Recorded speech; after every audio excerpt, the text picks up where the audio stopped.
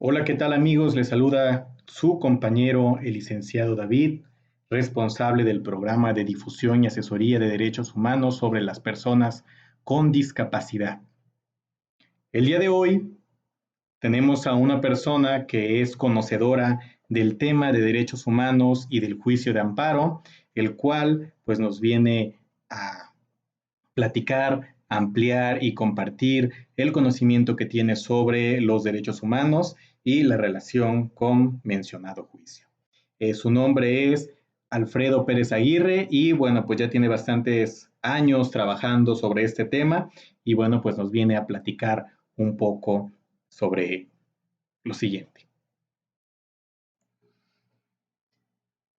¿Qué tal, David?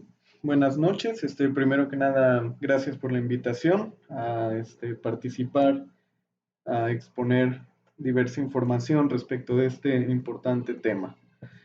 Y bueno, primero que nada, ¿qué son los derechos humanos? Podría decirse a grosso modo que son prerrogativas mínimas que todo miembro de la especie humana debe gozar y cuyo respeto y observancia debe garantizar el Estado en todo tiempo y lugar. Ahora, ¿por qué son prerrogativas? Son prerrogativas porque se integran por facultades, poderes o libertades de diversa índole, como por ejemplo civil, política, económica, social, cultural, ambiental, etcétera. Ahora bien, ¿por qué mínimos? Pues son derechos irreductibles, esto es, constituyen los derechos esenciales del hombre, o sea, derechos básicos o fundamentales de los que debe gozar para lograr su pleno desarrollo. Y bueno, ¿cuáles son los principios generales de los derechos humanos? Son cuatro. El primero de ellos es universalidad, indivisibilidad, progresividad e interdependencia. ¿Qué quiere decir con universalidad? Universalidad. Quiere decir que son inherentes al hombre, lo que implica que les son debidos por su propia naturaleza. Indivisibilidad. Esto implica que ninguno vale más que otro. E interdependencia significa que están relacionados unos con otros. Es decir, ante la posible vulneración de algún derecho humano es muy probable que se concatene con diversos y llegue al mismo daño. Y progresividad. ¿Qué quiere decir con esto? Pues la misma palabra lo dice, es decir, siempre se tiene que estar en busca del progreso de los derechos humanos. Este principio implica dos vertientes.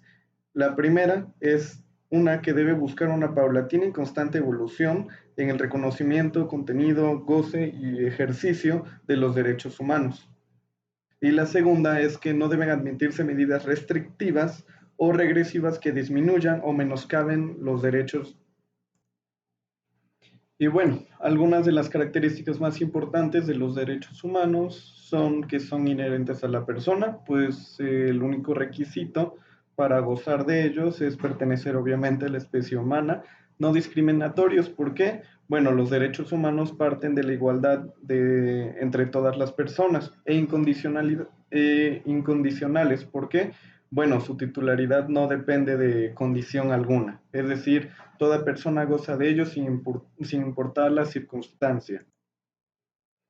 Además, son inalineables, esto es, se trata de derechos que no se pueden enajenar, o sea, derechos cuyo dominio no puede transmitirse bajo ningún título oneroso o gratuito.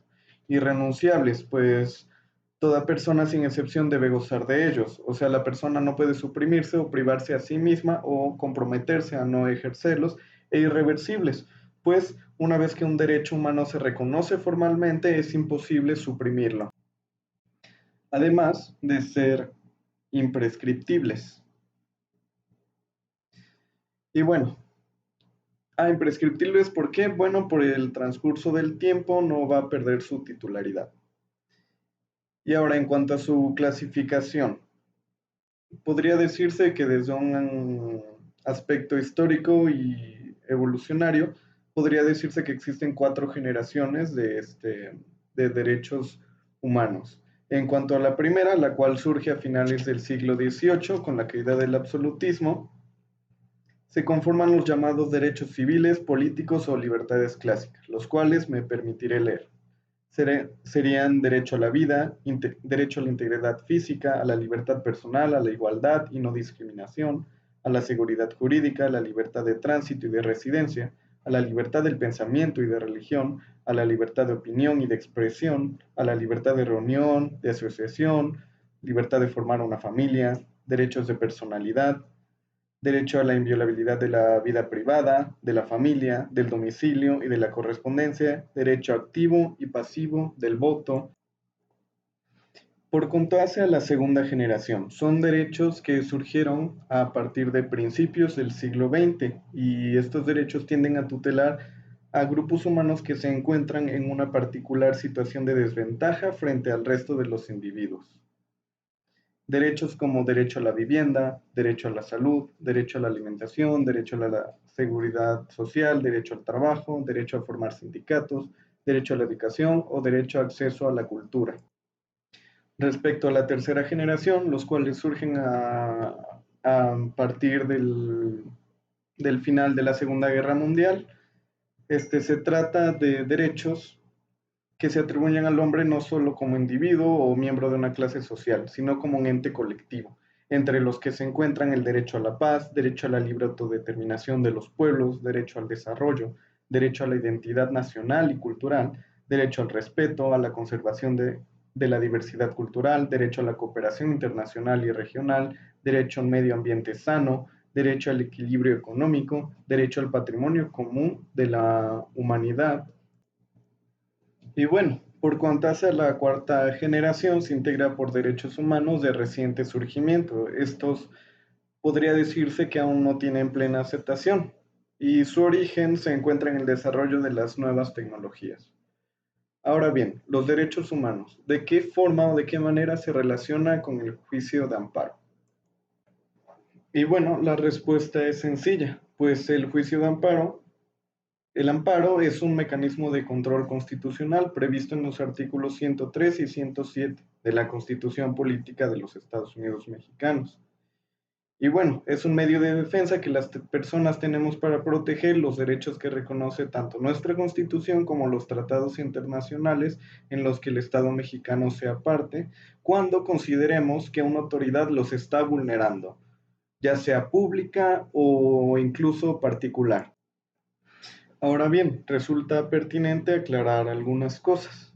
El juicio de amparo no es un medio ordinario, es un medio extraordinario. Esto es que se debe de interponer una vez ya agotados los medios ordinarios que prevén las leyes secundarias para combatir esos actos.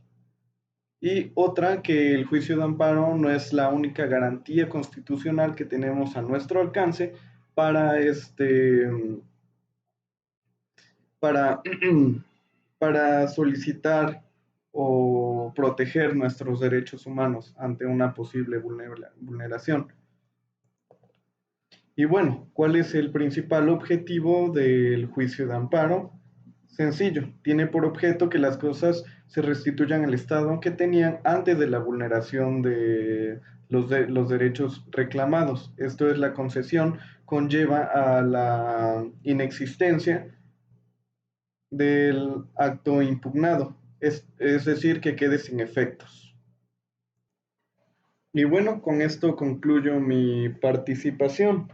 En, en bastantes términos simples, pues vimos una definición respecto de los derechos humanos, sus principios, así como sus características a grandes rasgos, y la relación que tiene con el juicio de amparo. Del juicio de amparo, vaya, todavía falta mucho por explorar, pero bueno, esa es la principal relación que tiene con los derechos humanos, que es un mecanismo, mecanismo constitucional que es para precisamente defenderlos ante una posible vulneración y que las cosas queden como si no hubiera existido dicho acto.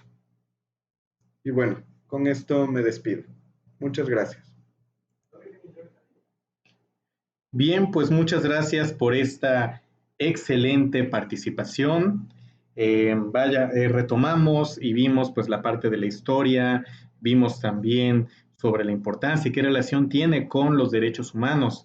Por supuesto que es importante conocer esta información, conocer los derechos también, que las personas conozcan sus derechos y pues sobre todo que utilicen estos mecanismos.